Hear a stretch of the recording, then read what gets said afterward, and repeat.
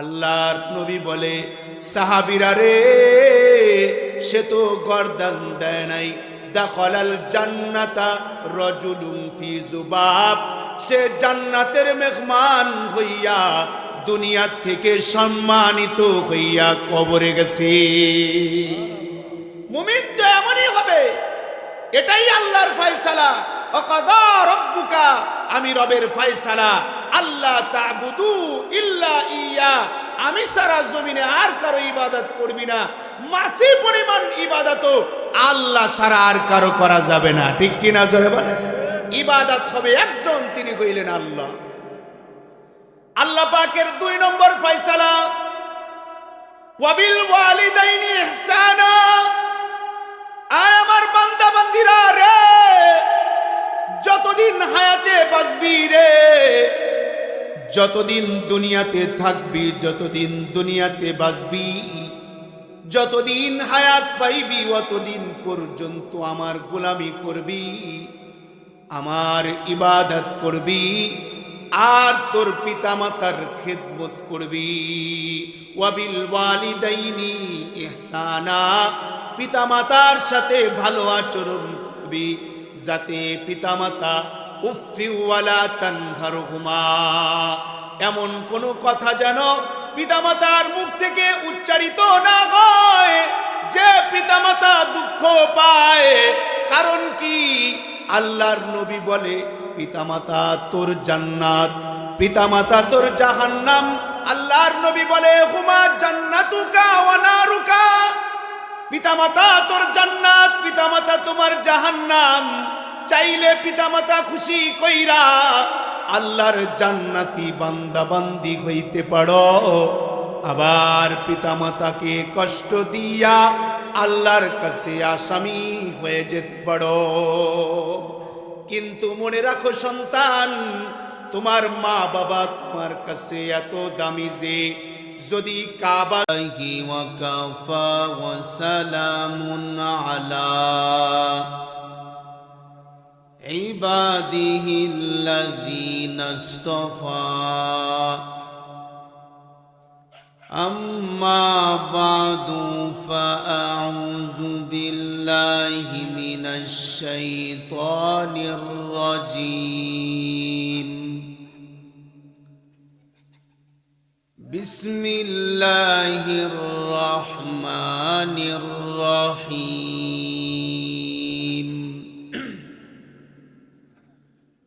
وقضى ربك ألا تعبدوا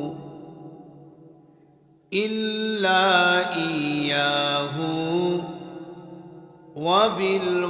وبالوالدين إحسانا. وقال النبي صلى الله عليه وسلم الجنة تحت أقدامه الأمهات، أو كما قال النبي عليه الصلاة والسلام. اللهم صل على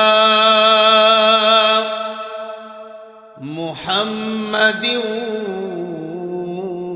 وعلى آل محمد كما صليت على إبراهيم وعلى آل إبراهيم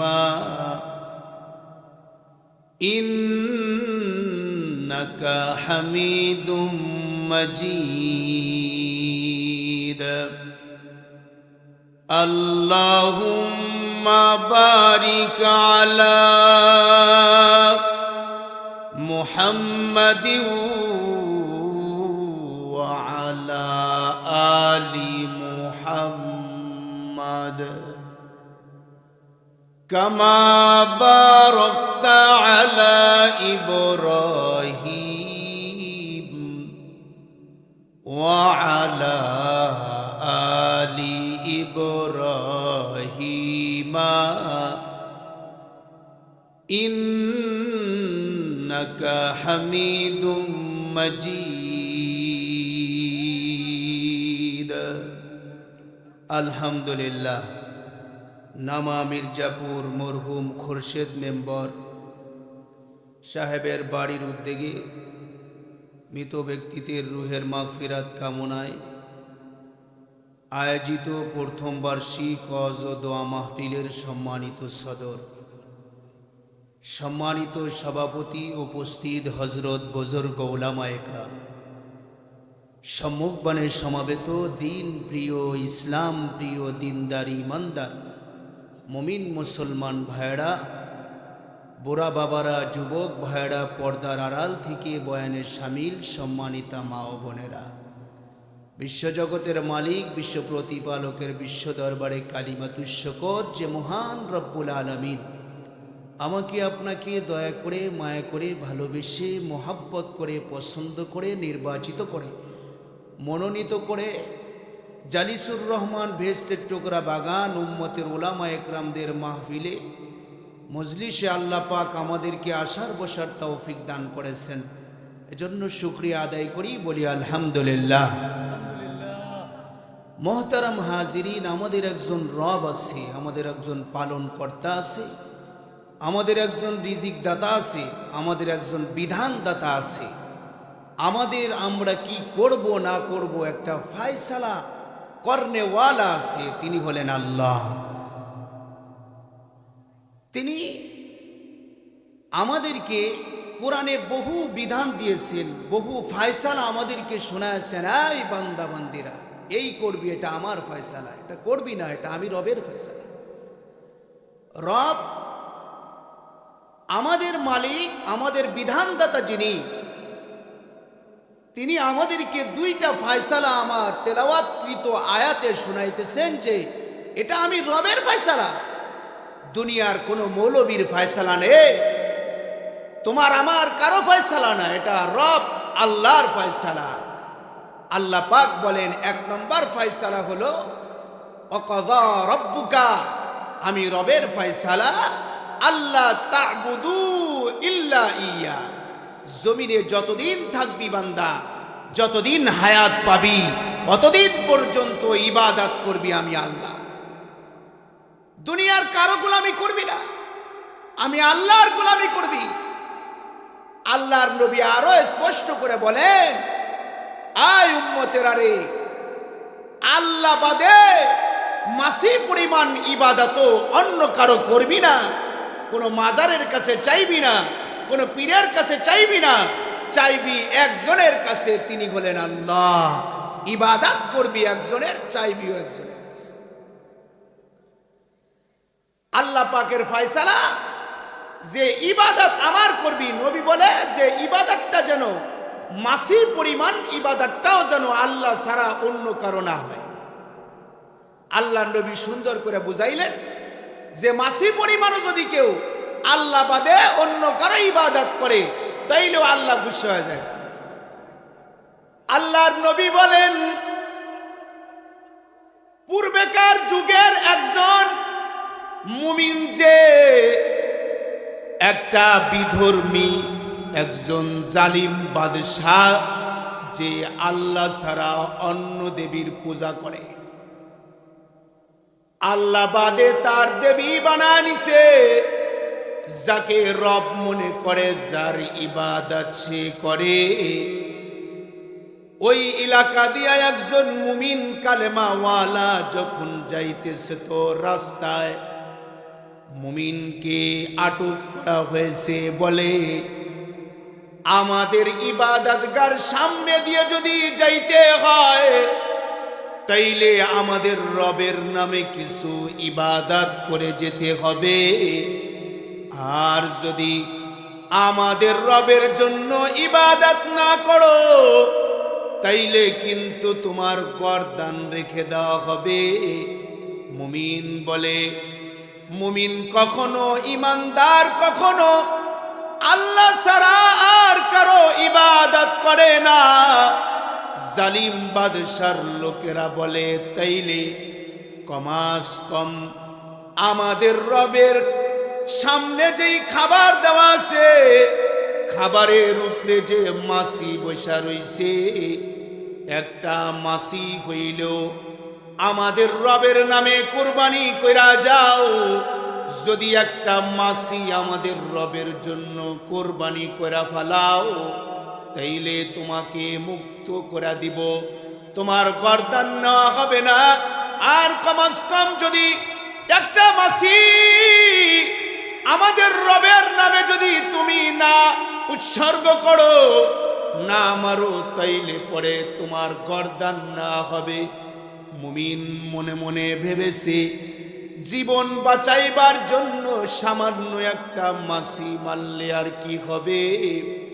সামান্য একটা মাছি মনে কইরা একটা মাছি জালিম বাদশার রবের নামে সে কুরবানি কইরা দিয়া চলে গেছে। আল্লাহর নবী বলে, সে তো একটা মাছি কুরবানি করলো না। দাখালান নার রাজুলুন ফি যুবাব, সে জাহান্নামে ঢুকে গেল, সে জাহান্নামী হয়ে গেল। একটা মাছি তো সে কুরবানি করলো না। ই আল্লাহ ছাড়া একটা মাছি পরিমাণ ইবাদত দুনিয়ার মাটির বানানো মানুষের বানানো রবের জন্য সে জান বাঁচাইবার জন্য একটা মাছি মারল না। আল্লাহর নবী বলে, দাখালান নার রাজুলুন ফি যুবাব, সে আল্লাহর জাহান্নামে চলে গেল। নাউজুবিল্লাহ বলে। একই রাস্তা দিয়া আরেকজন মুমিন কিছুদিন পরে যাইতেছে, একই ভাবে ওই মুমিনের রাস্তাও বন্ধ করে দিছে। মুমিনকে বলে, আমাদের রবের নামে কিছু ইবাদত করা যাও। মুমিন বলে, ইমানদার কখনো আল্লাহ ছাড়া আর কারো ইবাদত করে না, তাই আমি তোমাদের রবের নামে কুরবানি অথবা ইবাদত করতে পারবো না। কারণ আমার একজন রব আছে, তিনি হইলেন আল্লাহ। তিনার ফায়সালা হইল আল্লাহ ছাড়া আর কারো ইবাদত চলবে না। জালিম বাদশার লোকেরা কয়, তোমার মতো একজন মুমিন তোমার মতোই কথা বলেছে, কিন্তু সর্বশেষ আমাদের রবের নামে একটা মাছি কুরবানি করা সে চলে গেছে। তুমিও কমস কম একটা মাছি কুরবানি করে দাও, তাইলে চলে যাও। মুমিন বলে, ইমানদার চিনো নাই? ইমানদার কারে বলে দেখো নাই? ইমানদার কাকে বলে, মুমিন কাকে বলে সেটা চিনতে পারো নাই? আমি কিন্তু আগের মুমিনের মতো মুমিন না। কারণ মুমিন তো সে যে জীবন দিতে পারে, বিবিকে বিধবা বানাইবার পারে, সন্তান ইয়তীম বানাইবার পারে, মা বাবাকে সন্তান হারা বানাইবার পারে, ক্ষমতার দরজায় লাথি মারতে পারে। মুমিন সব ছাড়তে পারে, কিন্তু কোন মুমিন আল্লাহ ছাড়তে পারে না। আল্লাহ ছাড়া আর কারো ইবাদত কোনো মুমিন করতে পারে না।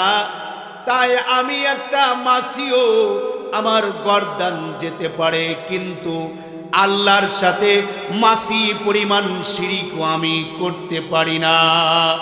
এ কথা বলতেই আল্লাহর নবী বলেন, যে জালিম বাদশার লোকেরা তার ঘাড়ের উপরে তরবারি বসা দিছে, মুমিনের গর্দান জমিনে পড়ে গেছে। আল্লাহর নবী বলে, সাহাবীরা রে, সে তো গর্দান দেয় নাই। দাখালাল জান্নাতা রাজুলুন ফি যুবাব, সে জান্নাতের মেহমান হইয়া দুনিয়া থেকে সম্মানিত হইয়া কবরে গেছে। মুমিন তো এমনই হবে, এটাই আল্লাহর ফয়সালা। ওয়াকাযা রাব্বুকা, আমি রবের ফয়সালা, আল্লাহ তা'বুদু ইল্লা ইয়া, আমি সারা জমিনে আর কারো ইবাদত করবি না। মাসি পরিমাণ ইবাদত আল্লাহ ছাড়া আর কারো করা যাবে না। ঠিক কি না জোরে বলেন? ইবাদত হবে একজন, তিনি হইলেন আল্লাহ। আল্লাহ পাকের 2 নম্বর ফয়সালা, ওয়াবিল ওয়ালিদাইনি ইহসানা,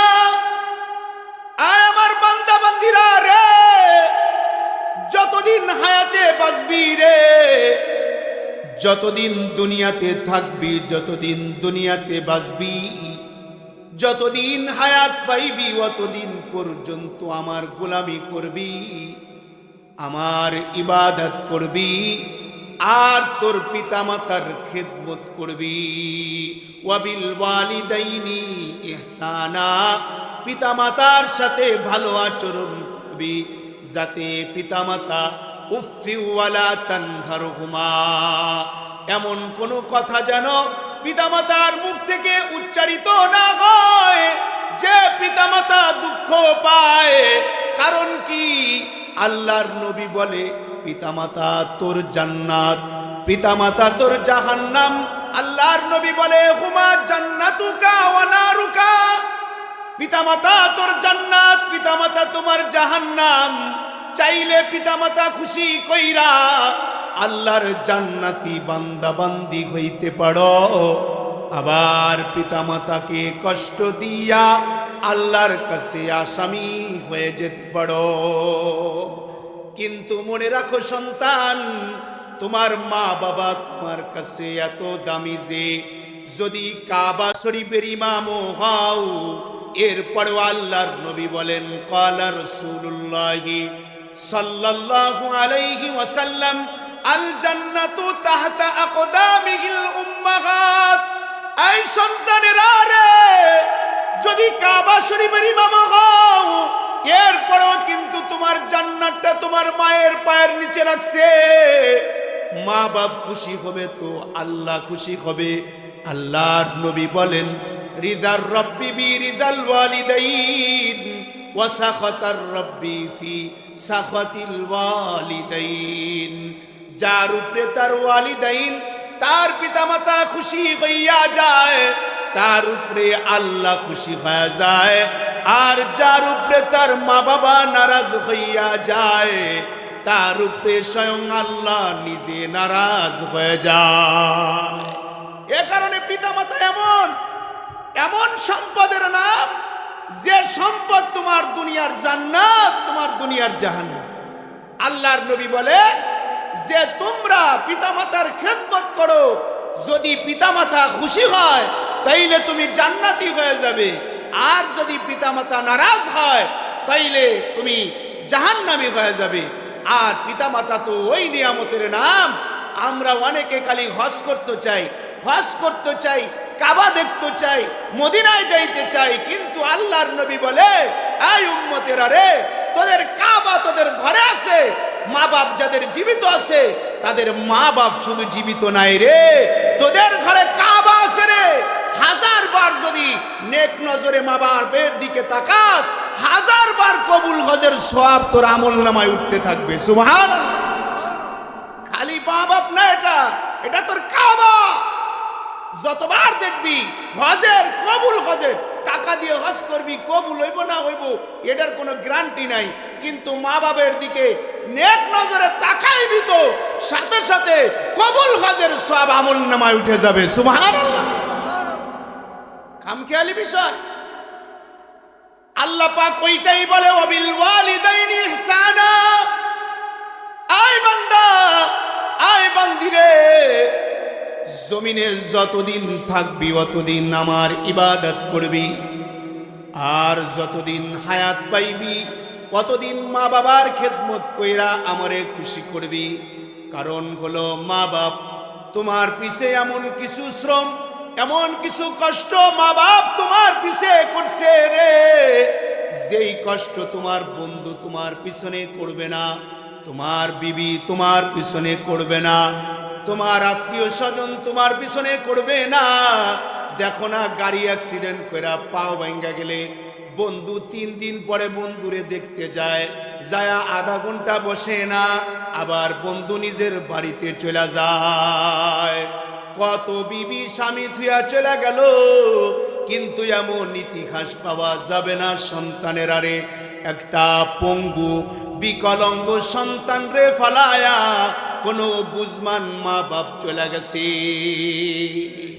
তোমার মা বাপ তোমার পিছনে এমন কিছু সময় তোমাকে দিয়েছে যে সময় তোমার বন্ধু ছিল না, যে সময় তোমার জবানে কথা বলার যোগ্যতা ছিল না, যে সময় তোমার হাতে কাজ করার যোগ্যতা ছিল না, যে সময় তোমার পায়ে চলার যোগ্যতা ছিল না, যে সময় তোমার খাবার খাবার যোগ্যতা ছিল না, যে সময় তোমার পোশাক পরার যোগ্যতা ছিল না, যে সময় তোমার পেশাব পায়খানা পরিষ্কার করার যোগ্যতা ছিল না, ওই সময় মা বাবা তোমার খাদেম হইয়া খেদমত করেছে। 12 বছর, 14 বছর, 15 বছর, 20 বছর পর্যন্ত মা বাপ তোমার পিছনে খেদমত করেছে, ঠিক কিনা জোরে বল।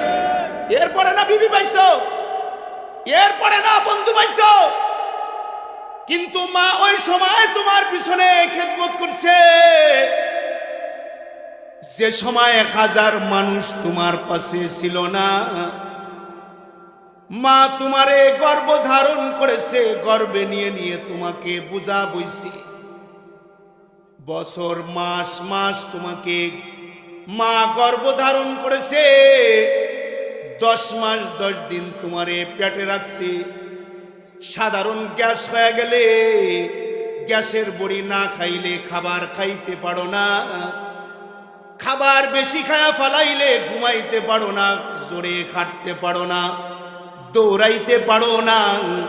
কিন্তু মা 2-3 কেজি একটা বাচ্চা গর্ভে লইয়া সংসারের কাজ করেছে, নিজের বাবার খেদমত করছে, নিজের দাদা দাদির খেদমত মাই করছে, নিজের সংসারের 3 বেলার পাকের আয়োজন মা করছে। আবার খানা খাইয়া সবাই প্লেট গুলা রেখা চলে গেছে। তোমাকে মা পেটে লইয়া প্লেট পরিষ্কার করেছে, বাবার খেদমত করেছে, দাদা দাদির খেদমত করছে, তোমার দিকে আবার নজর রাখছে।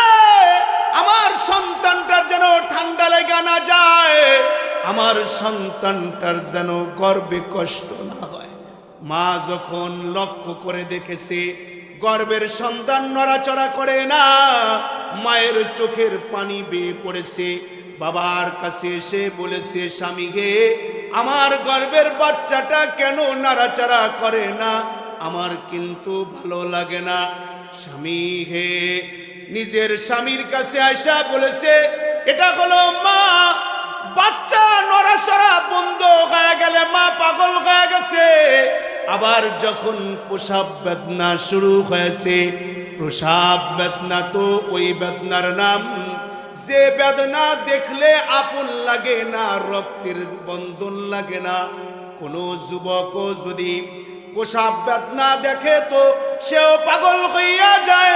আমরা রাস্তায় মাঝে মাঝে দেখতে পাই, যদি কোনো প্রসাব বেদনার রোগী বাজারের ভিতরে জ্যামে পড়া